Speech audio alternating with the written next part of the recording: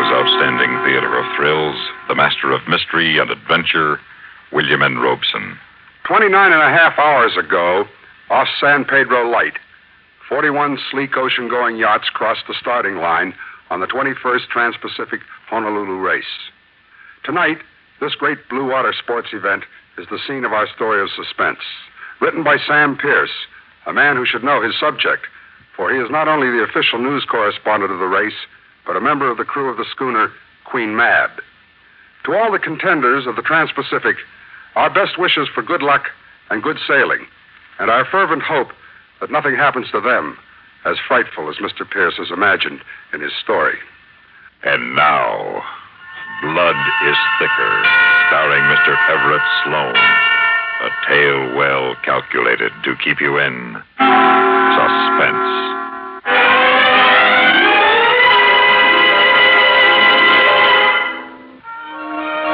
It's a simple enough plan, as plans go. There's a girl, Vanessa Evans. She's young, very pretty, built like you dream, and you dream some jaunty dreams. And most important, she's loaded with money. Left to her by her papa, who also left her oil wells, cattle ranches, and a 70-foot ocean racing schooner, which Vanessa sails with magnificent skill. The plan? Why, to marry Vanessa and her money and her yacht. You've sailed with her every weekend for the last 2 months, and now she's invited you to crew on the Honolulu race. And although your yachting experience has been limited to a few weekends on friends' boats, you've always been able to talk a good game. And with as willing a listener as Vanessa, who could steer a wrong course, as they say in yachting circles? So now it's the day of the start. And as you swing jauntily aboard the sleek 70-footer, your spirits are soaring. You feel every inch the gentleman sailor your carefully selected wardrobe makes you look. Well, welcome aboard, Mr. Farley. Thank you, Captain. Morning, Mike. Vanessa, boy, don't you look wonderful. Thank you, sir, she said. Hi, Skipper. Mike. We can take off any time now. Doc's aboard. We all here, Vanessa? Crew complete? We're all here, Mike. But there's been a little change in personnel. Charlie Edmonds had his appendix taken out night before last. No kidding. So I've asked my cousin, Hugh Guthrie, to sail with us in his place. I'd like you to meet him. Hugh, this is Mike Farley, my cousin Hugh Guthrie. Oh, very glad to know you, Mike. Thank you. Vanessa was telling me you've done quite a bit of sailing on the East Coast. I thought perhaps we might... I made the Bermuda races a couple of times. Ah, fine race. What boat? The Quintana. Quintana? Mike raced on her in 1952, the year she won. Yes. You done much sailing, Hugh? I used to sail a good deal with Vanessa's father. Hugh's one of my smarter type cousins. He handled all of Dad's business affairs. He handles them for me now. Oh, I see. You from out here? Oh, no. I tend store back in New York. Hugh flew all the way out just to make the race with us. I was glad to find an excuse to get away for a while. And who could ask for anything nicer than sailing with a first-class skipper like Vanessa again, particularly on a boat like the Segway? You've sailed on the Segway before? Sailed on her. He knows her like a book. Oh, well, that's a relief to me. Charlie and I were teamed up as watch partners. We would have worked the foredeck and the pulpit, and that's no place for a greenhorn. Well, you may have to bring me up to date on a few things up there, but I think I'll remember most of the rig. No, I'm sure you will. Excuse me, Miss Evans, but the crew are all present. All the gear is stowed. I wondered if you'd like to be getting underway pretty soon. Thank you, Pete. I think we can go any time now. Yeah, fine. Stand by to let go of the lines. Mac, you take the spring line. All right. Mr. Farley, you're stationed forward. You can let go of the starboard bow line. Okay, Pete. And Mr. Guthrie, you're forward with Mr. Farley. You watch Vanessa as she backs the Segway out of the slip into the channel, and you can't help wishing that Charlie Edmonds was your watchmate instead of Vanessa's kissing cousin, Hugh Guthrie.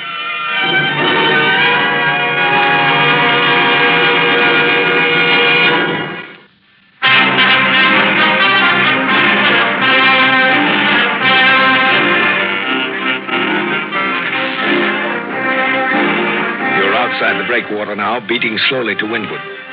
The breeze is fresh, even in the lee of Point Furman, and your uneasiness about your plan and the complications Vanessa's cousin Hugh might present fade out in the anticipation of the most exciting of all moments, the starting. 45 trim ocean racing yachts of all sizes and rigs, white-hulled, black-hulled, mahogany-hulled, knifing through the long, gentle swells of the Catalina Channel. maneuvering with a skill that is born to blue water sailors. Aboard the Segway, with Vanessa Evans' slim, strong hands almost caressing the wheel, you know the excitement. Share it with every other sailor on every other boat as the seconds tick away and the navigator's voice continues the countdown. 8. Stand by to get the fishermen up as we cross the line. Standing by. 5. Flash in the air. 3, 2. There's the gun. Up on the hill. Fire! All right, sheet her in. Up again. Get her in fast. She's coming as fast as I can get her. Can you get the Jenny in any tighter, Pete? She's turning in. I am. That's good. All right, bring her fast. Was it all right, Pete? If I hadn't been looking, I would have thought your father was at the wheel. Thank you, Pete. Beautiful start, Vanessa. I don't think you had more than 2 seconds to spare. I thought for a minute we were going over the line too soon. I was scared, Mike, really scared. Oh, you handled her like a master. And we're doing great. Look, I don't think there's more than 2 boats ahead of us, maybe 3. Well, that cutter isn't going to wait for us, though. She'll weather us all the way to the west end of Catalina. But once we get around, we can really put some sail on, see what she can do. Well, we're pointing higher than that ketch over there, leaving her, too. The ketch? Yeah, right over there to starboard. Oh, the yawl. No, she's a... Oh, yes, of course, she's a yawl. Unless, of course, they've changed things around out here west. No, she's a yawl. It's just sort of a mental block I have. Never can remember which is which. It's an easy enough mistake to make. For a blue water sailor? Oh, come now, Mr. Farley. You look at Vanessa, and she's looking intently at the compass, avoiding your eyes. And you look at Hugh Guthrie, and he doesn't avoid your eyes. And you know that you made your first bad mistake. And he knows it, too.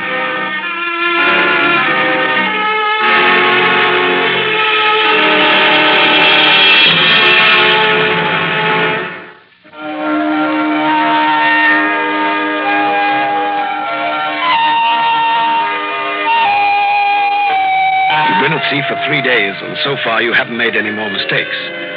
But you know that Vanessa's cousin Hugh hasn't forgotten your slip. You know he's watching and waiting for you to make another one. And you're certain that next time he won't let it go. Not this boy. But there are moments aboard the Segway, rare but wonderful moments when you're alone with Vanessa out on the pulpit, a tiny fenced-in platform on the forward tip of the bowsprit, with nothing but the sound of the wind and the bow wave. She's beautiful from out here, isn't she, Mike? She's beautiful from anywhere, like her skipper. Mike, if I ask you something, will you get angry? Of course not, darling. I couldn't be angry with you. It's about you and Hugh. What about you and me? Well, I don't know what it is, Mike, but from the very first day of the race, you've been standing off watching each other. There's something between you. What is it, Mike? What's happening? Well, as a matter of fact, Vanessa, I felt it too. Mike, you don't like him, do you? Well, I don't dislike him. I don't think he likes you, Mike. He's been pumping me about you, about your parents, where you were raised, what boats you've sailed on. Well, I'm flattered by his interest, but why is he so concerned with me? Because he's my guardian, Mike. Your guardian? Why, he's only a couple of years older than you are. I told you he was one of my smarter type cousins. Daddy liked him, wanted it that way. So, he controls your money? He controls everything Dad left for me. And your heart, Vanessa? I control that, Mike. Well, then, why are we talking about things that don't matter? Who cares about your money? Let old cousin Hugh have it if he wants it. Who cares about anything but us, Vanessa? Us, that's all that matters. Mike. Look, I don't care what happens as long as we have each other. Oh, Mike, darling. Vanessa.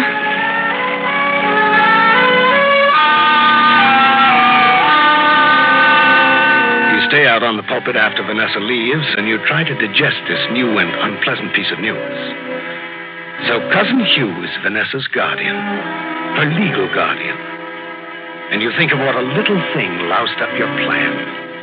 Just poor old Charlie's appendix. And you begin to hate Charlie, to wish he were dead. Or, wait a minute. Why Charlie? Why not Cousin Hugh?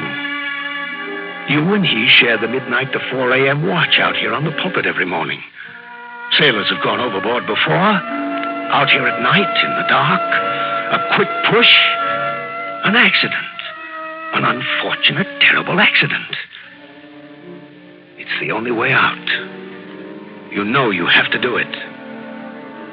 The only question is when.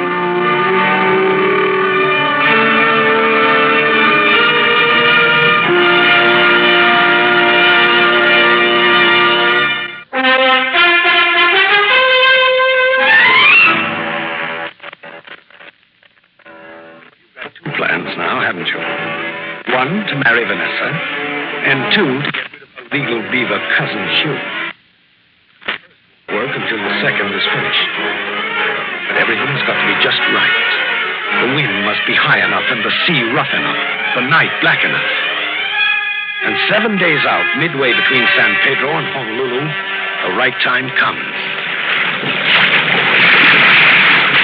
With the wind blowing 20 to 25 knots and the sea coming at you in long rolling swells, the tops blowing off, feathering into the night, the bow of the Segway seems like a giant bucking bronco, lifting high only to plunge back in, pulpit and all, down into the black, angry water.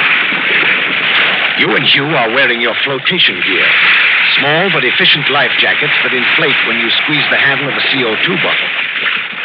But you know that Hugh will not stay afloat once he's over the side. You removed the little steel air bottle while Hugh was eating dinner, and in its place you inserted an empty one.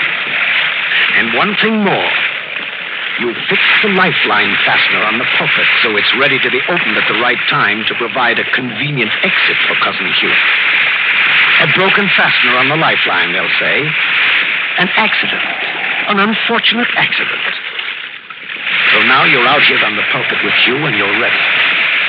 But before you do anything, you have to know how much he knows about you. You have to. It's almost a compulsion. I had quite an interesting talk with Vanessa the other day. Is that so? Yes, we talked about a lot of things. Mostly about you. Really? She said she didn't think you liked me very much. I may have given her that impression. She said you've been asking a lot of personal questions about me. That's right, I did ask some questions. Why? Because I don't believe a word you say. Just because I made a few small mistakes, like calling a yawl a catch? Oh, the business of the yawl really had very little to do with it. There were so many other things.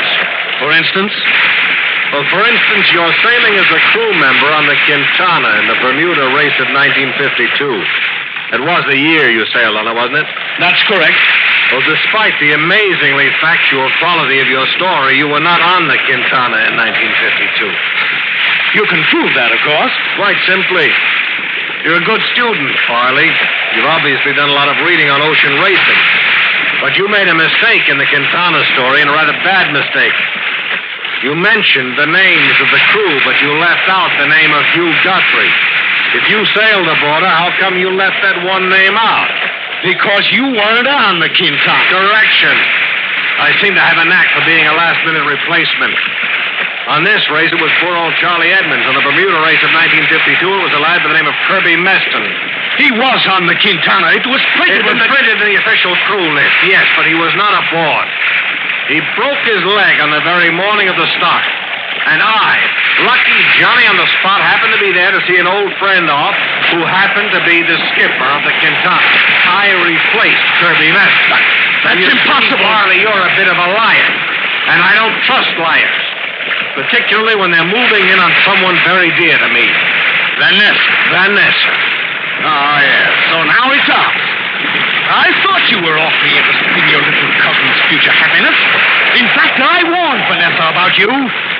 You don't want me to marry her because you want her for yourself. All right, Polly, let's cut off the nonsense. You're a cheap phony, and I'm going to tell Vanessa the truth about you. You won't tell her anything because you're not going anywhere except over the side. I don't think so. You're going over now, right now. You're a phony, Mr. Polly. A phony. No! No! As you lunge for him, a giant wave smashes over the pulpit, burying you in tons of water.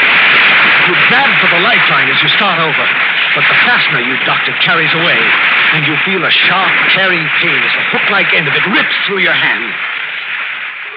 And then you're alone in the water, watching the Segway as she rushes on into the night. You inflate your life vest, and it works. And then you see, off in the distance, the spreader and deck lights come on, and you hear the voices, hurried, frantic, as they get the sails down and try to bring the Segway around. And you know your plan is finished. But you're alive. And that's all that matters now. You're alive. And they're coming back to pick you up. And then there's something between you and the lights on the Segway. A triangular blue-gray fin, cruising slowly, almost indifferently, slicing through the black water a scant 10 feet away from you. And you suddenly remember the recent stories in all the newspapers of killer sharks and what they can do to a swimmer. And you lie very still. That's what they said to do. And you watch. And the fin cruises away. And you start to breathe again. And then it circles, seems to flutter in the water, and pick up speed. And you raise your hand in a futile gesture to ward it off, and you suddenly know you're not going to make it. Your hand, sliced to the bone from the hook on the lifeline, is bleeding. And you remember that sharks are attracted to blood. It's the thing that makes them attack.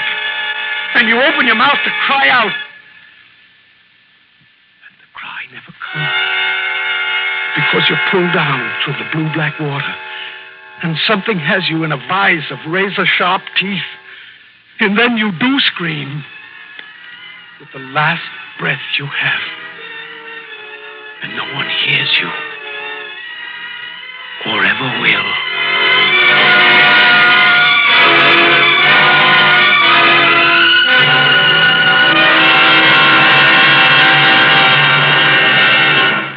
Suspense, in which Mr. Everett Sloane starred in William N. Robeson's production of Blood is Thicker, written by Sam Pierce. Supporting Mr. Everett Sloane in tonight's story were Kathy Lewis, Lawrence Dobkin, Bill Quinn, and Sam Pierce. Listen. Listen again next week when we return with Mr. John Lund, starring in Eyewitness. Another tale well calculated to keep you in suspense.